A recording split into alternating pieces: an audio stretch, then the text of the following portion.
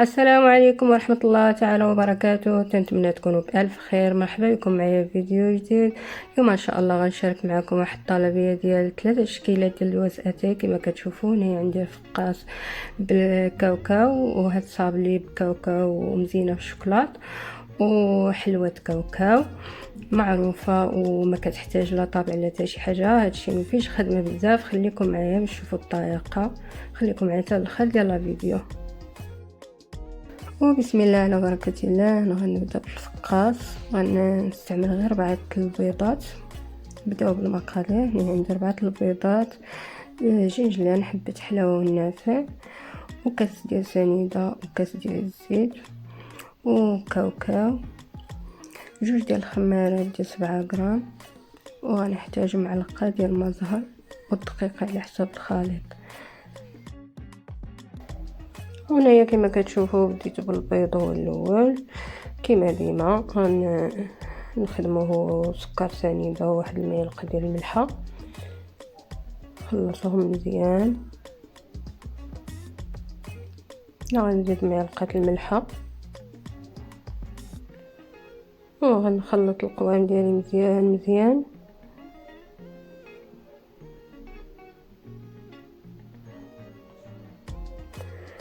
ومن بعد ما نخلطو مزيان غنبقى نزيد الزيت بشويه بشويه. الطريقه راها معروفه.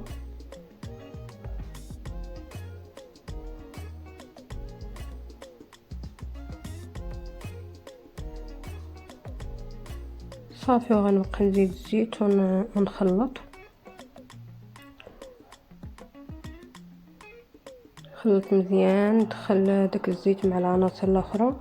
هنا زدت الكاس اللي عندي ديال الزيت. صافي، غنخلط مزيان، وغنزيد واحد المعلقه ديال المزهر.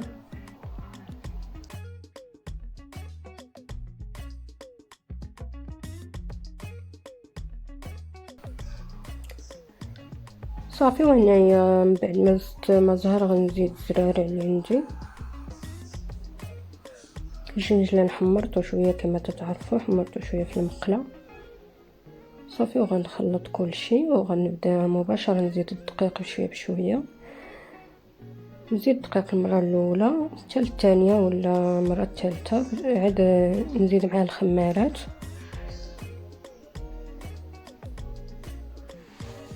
وهنايا كما كتشوفوا العجينه ديالي وجدات. غندهن يديا بشويه الزيت صافي باش تسهل عليا الخدمه.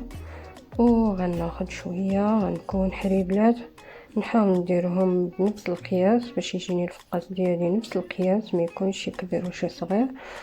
صافي، وغنبدا الخدمه نفس الطريقه اللي درت بها اللوز، وكندير بها اللوز دائما غندير بها كاوكاو. هكا على هاد الطريقه هذه. كاوكاو ديالي اللي حمرته في الفران، واصلا خديته منقي، ولا ما كانش منقي كنقي كنحيد ليه القشور. بهذه الطريقه هذه تيجي زوين وكيبان في النظر كيبان بحال اللوز. ورطبته شويه في الماء سخون 21 دقيقه قبل ما نبدا بالخدمه. صافي، وغنبدا هنايا نثبت كاوكاو ديالي بهذا الشكل هذا كما تشوفوا. غنحاول ما نخليش هذاك الهواء، هذاك الهواء تيخلي الفقاس يتهرس لنا في التقطاع. صافي، هنايا كنحاول نجمع العجين ديالي مزيان وما يخرجش ليا كاوكاو. نحاول نثبتو مزيان الداخل كما قلنا، نخرج هذاك الهواء ما يبقاش ليا الداخل في الفقاس. صافي، غنجمعو على هذا الشكل هذا. نحاول نقادو من الجناب ونديرو على شكل باغيت كما كتعرفوا. قادو مزيان.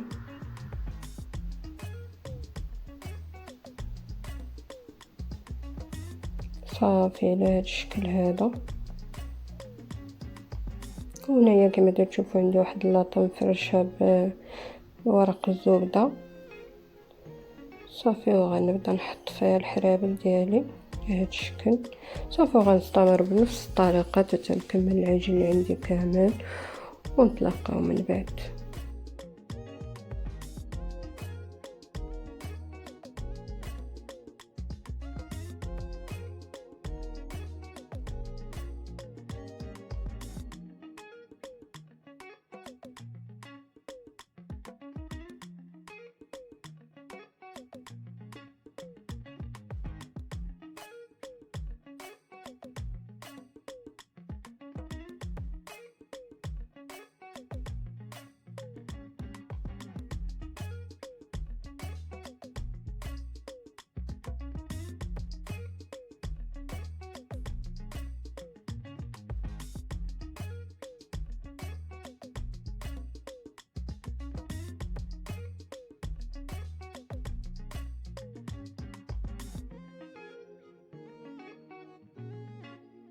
وهنايا كما كتشوفوا ساليت الباكيت ديالي كله درتو في الطاوه.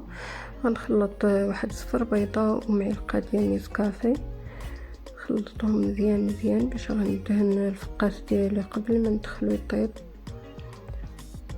غندهنو مزيان بهذا الخليط وغنشربطو بالفرشاط راكم عارفين، وغنثقبو بعود سنان اولا شي فنيته نعقمها ونثقب الفقاس ديالي باش ما يتنفخش ويتشقق ليا في الفران. صافي غندهنو بهذا الشكل هذا صافي. وكما قلت لكم غادي نشرطو بالفرشاط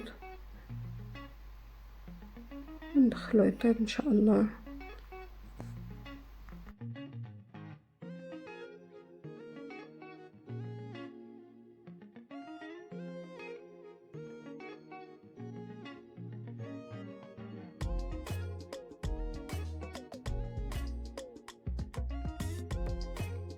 وهنا كما كتشوفوا الفقاس ديالي دهنتو ثقبتو بعود السنان. غندخلو يطيب على درجه حراره 180 غير من التحت حتى تيبان ليا بدا تيتحمر من الجناب، تطلع ديك الحموريه بانه طاب، وكنشعل عليه الفوق غير شويه صافي ونخرجو. وهنايا غندوزو للحلوه الثانيه اللي هي صابلي. لهذا غنحتاج واحد المعلقه ديال المايزينا، جوج ديال البيضات، 200 غرام ديال الزبده، 100 غرام ديال السكر ثقيل والدقيق على حسب الخليط. غنبدا بالبيض هو الاول، غندير هذيك المعلقه ديال المايزينا اللي عندي، ندير واحد راس معلقه صغيره ديال الملحه وغنخلط الكل مزيان. عفوا غنزيد الزبده،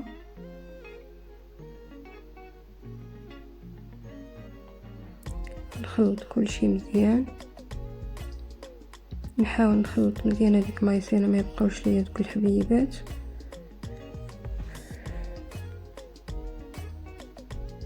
صافي غنستمر بهذه الطريقه هذه، نخلط مزيان العناصر ديالي ونزيد عليهم سكر ثقيل ونخلط مزيان، ومن بعد نبدا نزيد الدقيق بشويه بشويه ونخلط.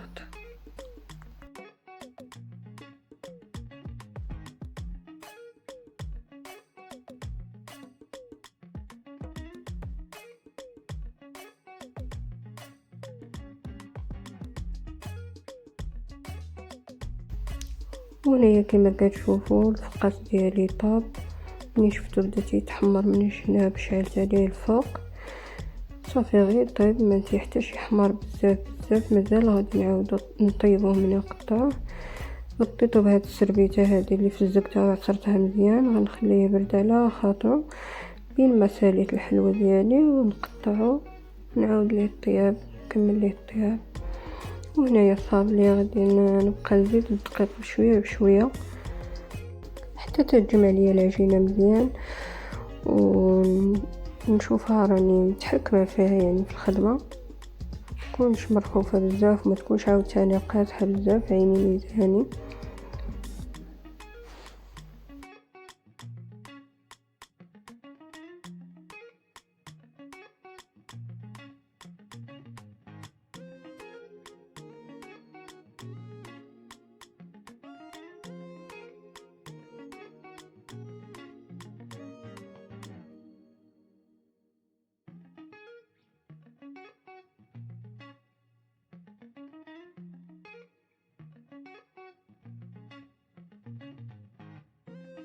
هنايا كما كتشوفوا العجينه ديال صابلي جمعتها تجي على هذا الشكل هذا. هنايا فرشت ورق الزبده، خديت نص ديال العجين غنسرحو هكا نبسطو شويه بايدي وغنغطيه بورق الزبده باش تسهل عليا الخدمه صافي، وغنبدا نسرحو.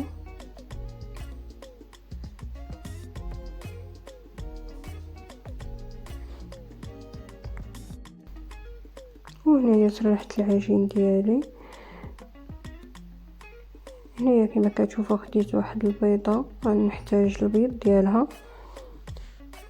وهنا عندي هاد القطعه هي باش غنقطع غنقطع الصابلي ديالي على شكل هلال.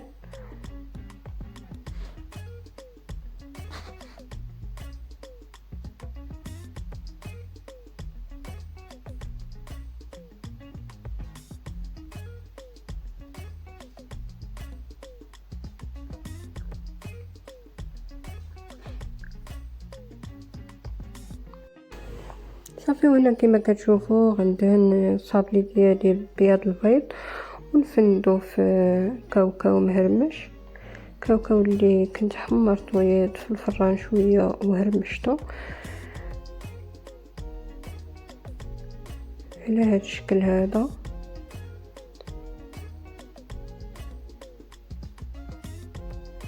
صافي، الصابلي كيجي على هذا الشكل هذا، وكنحطو في اللاطه اللي مفرش عليها ورق الزبده.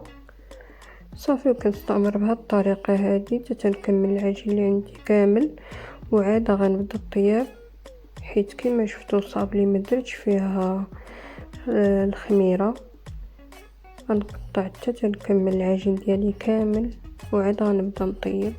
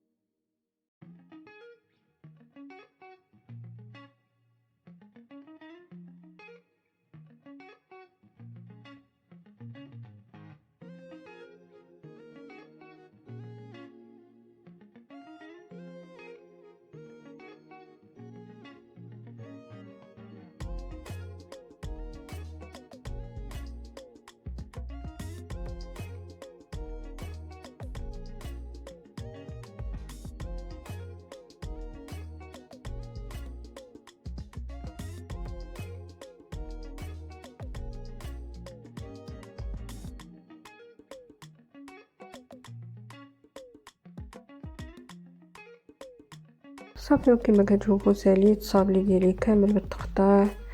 دابا غنبدا الطياب ديالو، وفي نفس الوقت غنقطع الفقاص نوجدو باش نديرو من وراه باش يتحمر يكمل الطياب.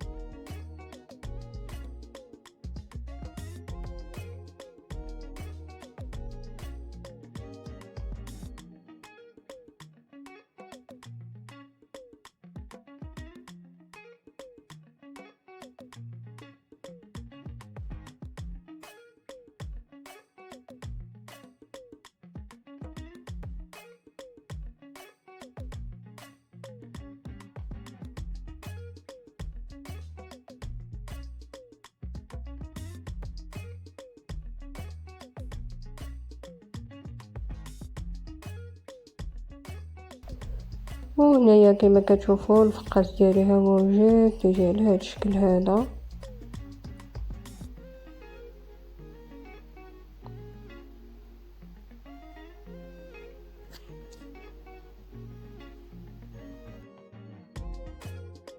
كما كتشوفوا فرشت ورق الزبده باش نحط عليه الصابلي ديالي باش نزينو بالشوكولات، وخديت واحد البلاستيكه باش ندير فيها الشوكولات اللي ذوبته في باماغي.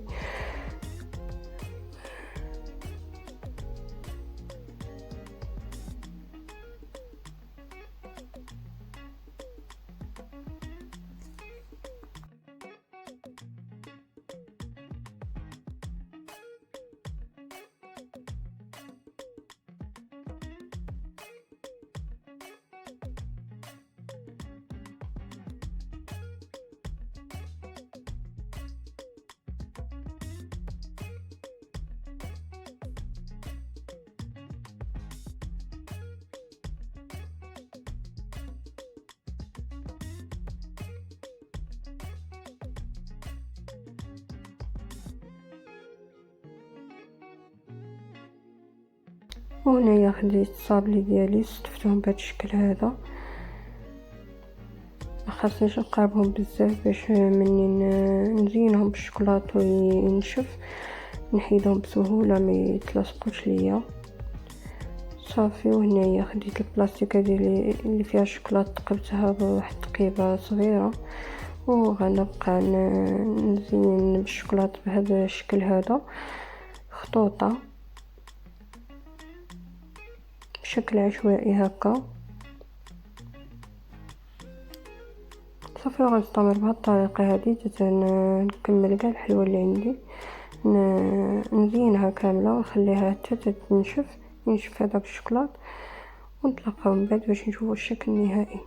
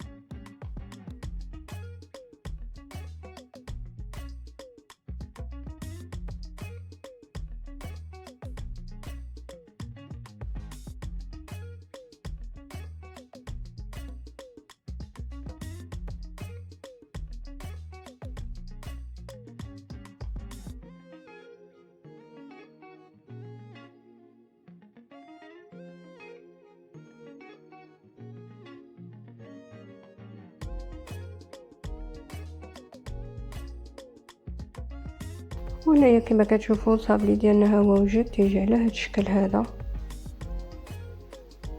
غنخليه على جنب وغنمشي نوجد الحلوى ديال كاوكاو.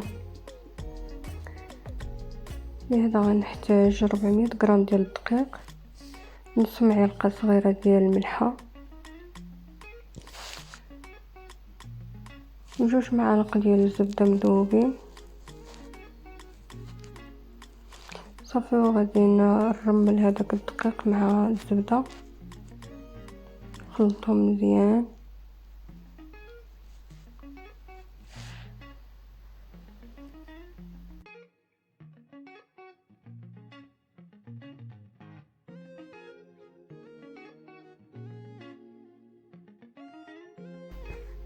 صافي، وهنا كما كتشوفوا خلطت مزيان هذيك الزبده مع الدقيق. غنزيد هذيك المعلقه ديال السكر كلاصي، غنزيد صفار بيضه،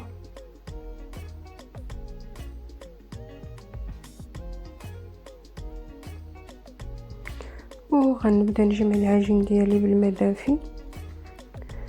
غنبقى نزيد شويه بشويه الماء ونحاول نجمع العجين ديالي غير تجمع ليا صافي، ما يكونش مرخوف.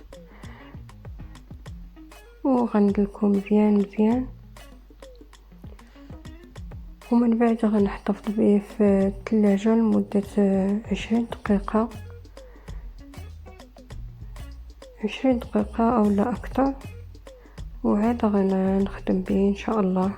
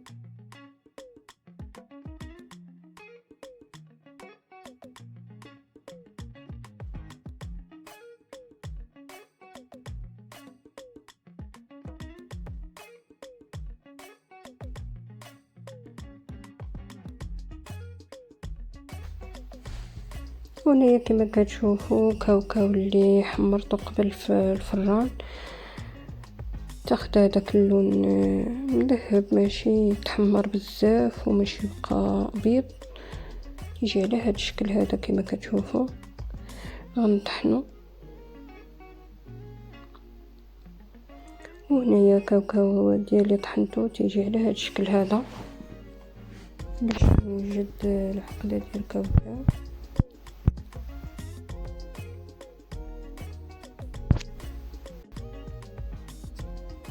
هنايا غنحتاج واحد الصفار ديال البيضه، نحتاج 3 المعالق ديال الزبده و3 ديال السكر كلاصي، وواحد المعلقه كبيره ديال كونفيتير ديال المشماش، وهنايا ندير واحد المعلقه صغيره ديال القرفه. صافي، غنخلط الكل مزيان. ولا باليا بان كاوكاو ديالي راه شرب لي السوائل، تيولي ناشف، ما تصعب عليه الخدمه، غنزيد صفار ديال البيضه واحد اخر.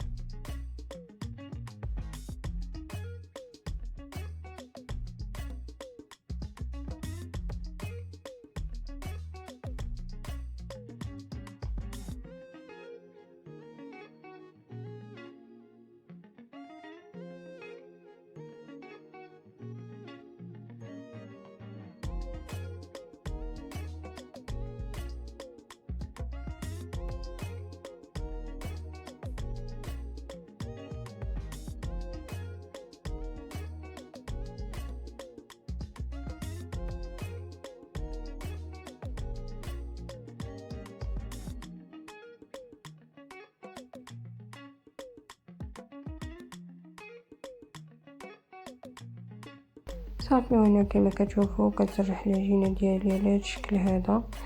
ملي دخلتها للثلاجه كما كتبان لكم راه طلقات.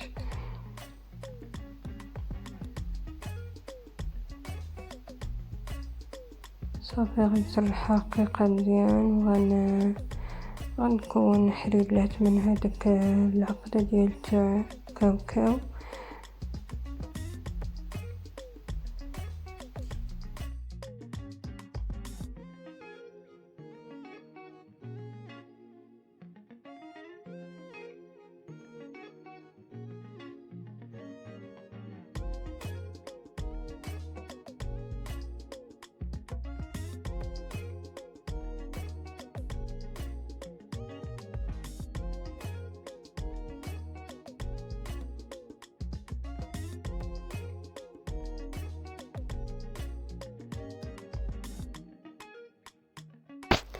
صافي. هنا كما كتشوفوا سرحت العجين ديالي مزيان وحيت ليه دوك الجناب باش يبقى العجين مقاد. هنايا خديت شويه ديال العقده وقاديتها هكا على شكل حريبلات. دابا غنبدا نلصق عليها العجين مزيان ونحاول ما يبقاش هذاك الهواء لداخل باش ما تنفخش ليا الحلوى وما تبقاش ثابته هذيك العقده على العجينه. هنايا كما كتشوفوا دهنت بشويه بياض البيض وغادي نلوي هكا على هذا الشكل هذا. صافي. وغنقطع وغنحاول نلصقها هكا بصبعاني بهذا الشكل هذا باش تثبت مزيان.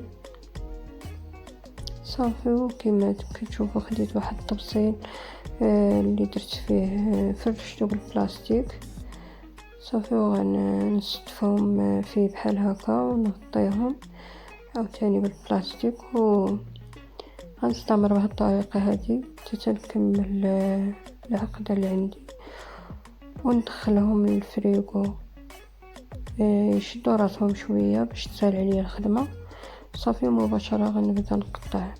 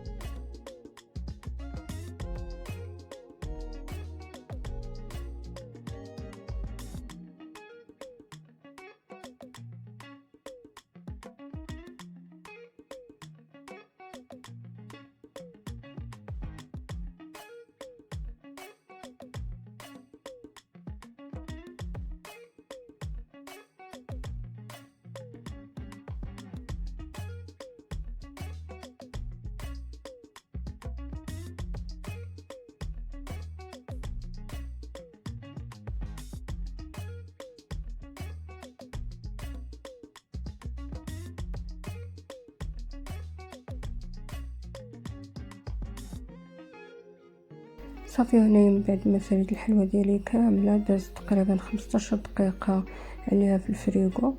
كديرها في الفريغو. دابا غنبدا نقطع. هنا عندي لاطه اللي فرشه فيها ورق الزبده وهنايا غنبدا نقطع بشكل مائل. سمحوا لي على الصوره ما واضحاش ما بينش مزيان راكم عارفين اللي كيصور بوحدو.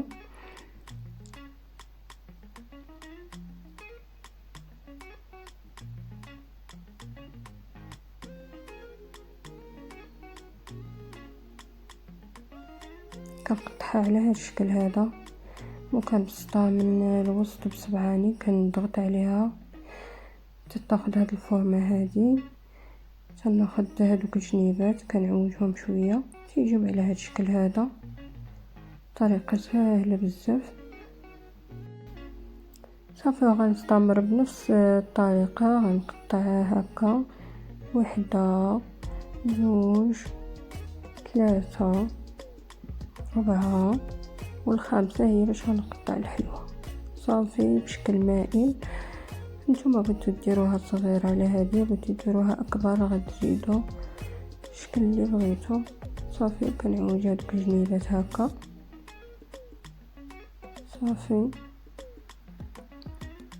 صافي غنحطها في اللاطه.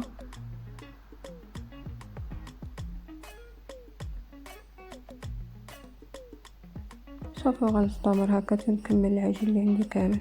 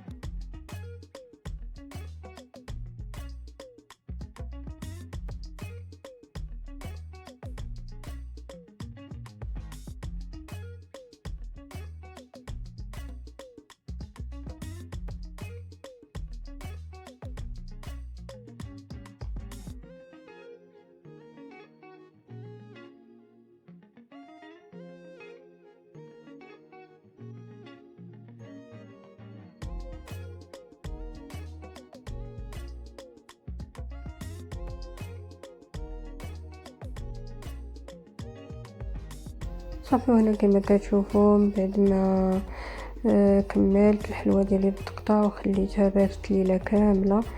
الا درتها في الصباح كنخليها حتى العشيه، ولا درتها في العشيه كنخليها حتى الصباح. عاد كنطيبها. هنايا غندهنها بالزبده مذوبه وغندخلها طيب على درجه حراره 180.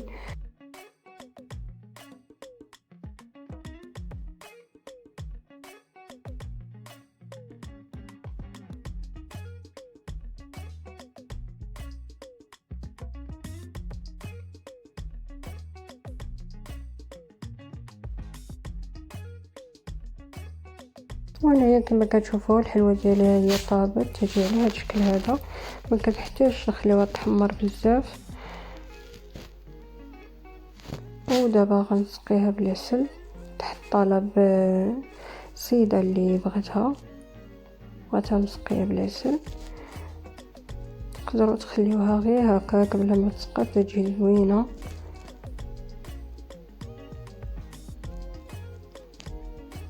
صافي، ومن بعد ما نسقيها غنخليها حتى تشرب هذاك العسل مزيان وتبرد شويه، وغنديرها في كويطات وهكا غنستمر حتى تنكمل الحلوه ديالي كامله.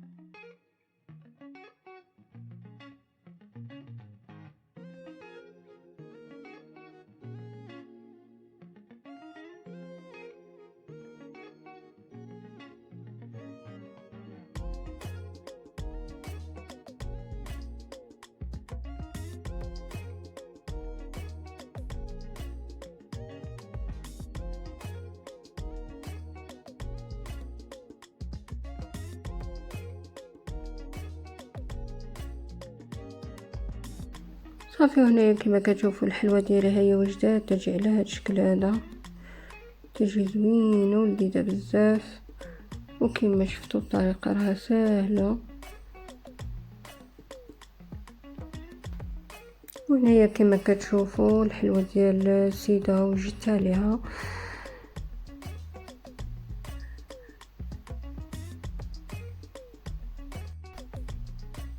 وهنايا غنوريكم هذاك الشيء اللي بقى باش تعرفوا تقريبا المقادير شحال خرجات.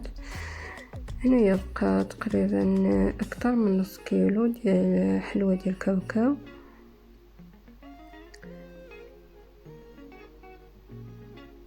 وهنايا الفقاص هادشي اللي بقى منه